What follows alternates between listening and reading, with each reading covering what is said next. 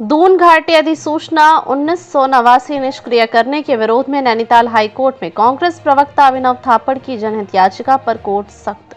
केंद्र सरकार को निर्देश। दून घाटी के 15 लाख निवासियों और पर्यावरण को बचाने हेतु कांग्रेस प्रवक्ता अभिनव थापड़ की जनहित याचिका पर माननीय हाईकोर्ट ने केंद्र और राज्य सरकार जवाब तलब। आज माननीय हाईकोर्ट नैनीताल में उत्तराखंड कांग्रेस के प्रवक्ता व सामाजिक कार्यकर्ता अभिनव थापड़ ने दून घाटी की अधिसूचना 1989 को केंद्र सरकार द्वारा निष्क्रिय करने हेतु जो पर्यावरण मंत्रालय भारत सरकार द्वारा शासनादेश दिनांक 13 मई 2025 के विरोध में और दून घाटी को बचाने हेतु जनहित याचिका की सुनवाई हुई और माननीय उच्च न्यायालय ने याचिका में सख्त कार्यवाही करी और केंद्र सरकार को निर्देशित किया। जैसा ही विदित है कि दून घाटी अधिसूचना 1989 में 1 फरवरी 1989 को दून घाटी क्षेत्र को पर्यावरण के विषय पर संवेदनशील होने के कारण लाइमस्टोन माइनिंग और एयर क्वालिटी इंडेक्स AQI के सुधार हेतु सुप्रीम कोर्ट के 30 अगस्त 1988 के निर्देशानुसार दून घाटी अधिसूचना का प्रावधान किया गया था, जिससे देहरादून और उसके आसपास के क्षेत्र मसूरी, सहसपुर, डोईवाला, ऋषिकेश, विकासनगर और इनके आसपास के इलाकों के पर्यावरण को बचाने के लिए किया गया है। किंतु राज्य सरकार के 4 जुलाई 2023 के प्रस्ताव पर पर्यावरण, वन व जलवायु मंत्रालय MOEF द्वारा 21/12/2023 को दून घाटी अधिसूचना 1989 निष्क्रिय करने हेतु शासन आदेश का प्रारूप और 13 मई 2025 को अंततः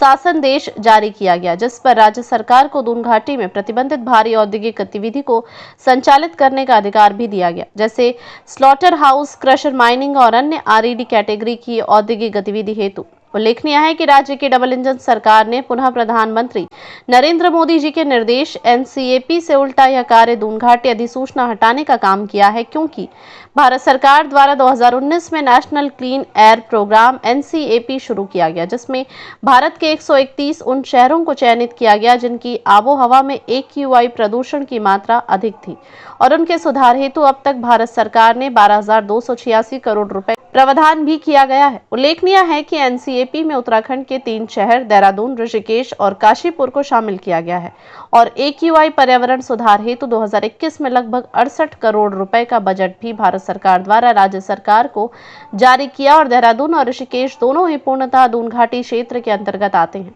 और इसके उलट राज्य सरकार यहां दून घाटी अधिसूचना हटाने का कार्य कर रही है। भारत सरकार के विशेषज्ञों की रिपोर्ट के अनुसार देहरादून का प्रदूषण स्तर देश के 10 सबसे बुरे शहरों में आता है, जिसकी PM10 की मात्रा परमिसिबल लिमिट में 3 गुना अधिक है।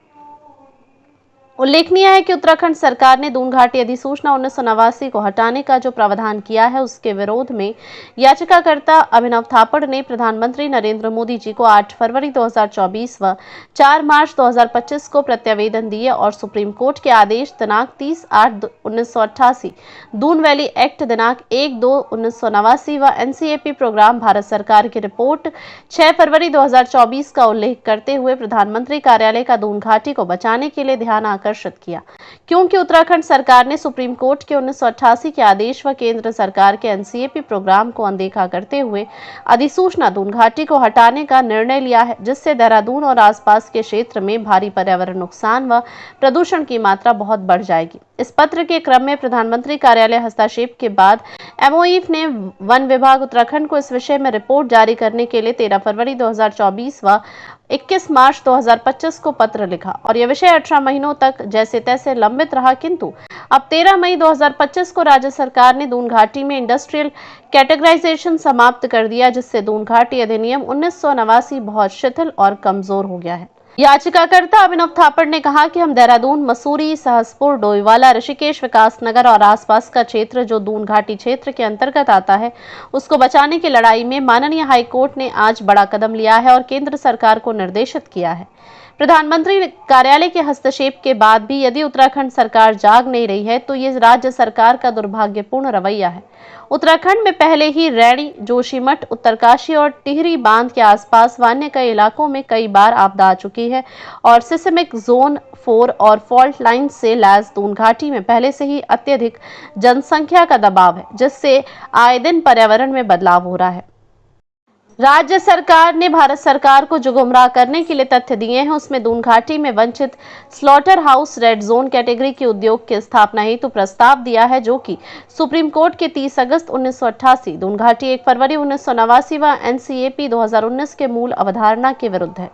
इस दून घाटी में उत्तराखंड की 15 लाख से अधिक की जनता निवास करती है, जिनके जान को जोखिम में डालकर राज्य सरकार ने केंद्र सरकार को गुमराह कर दून घाटी को निष्क्रिय करने का निर्णय लिया है, जिसके खिलाफ हमारा संघर्ष जारी रहेगा। जनहित याचिका के अधिवक्ता अभिजय नेगी ने बताया कि माननीय हाईकोर्ट के मुख्य न्यायाधीश जी नरेंद्र व न्यायाधीश आलोक महारा युक्त पीठ ने इस याचिका के दून घाटी अधिनियम 1989 को निष्क्रिय करने में याचिकाकर्ता के तथ्यों के अनुरूप केंद्र सरकार को निर्देश दिए कि दून घाटी के विषय में माननीय सुप्रीम कोर्ट के निर्देशों के क्रम में ही केंद्र सरकार अग्रतर कार्रवाई करे। माननीय हाईकोर्ट ने याचिकाकर्ता को निर्देशित किया कि वह तथ्यों सहित पर्यावरण मंत्रालय भारत सरकार को दून घाटी के 13 मई 2025 के शासन आदेश के संबंध में वार्ता करें और दून घाटी में हुए नुकसान व मौजूदा तथ्यों से केंद्र सरकार को अवगत कराएं। 27 जून 2025 को पुनः सुनवाई की तिथि निर्धारित की गई है।